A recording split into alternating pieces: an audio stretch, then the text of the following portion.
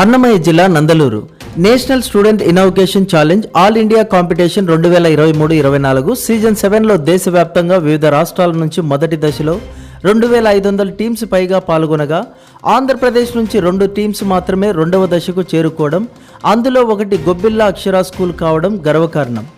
All India లెవెల్లో మొదటి బహుమతి గోల్డ్ మెడల్ మరియు క్యాష్ రివార్డులు గెలుచుకున్న ఆఫ్రిన్ మరియు ఆర్షియా తస్లీం.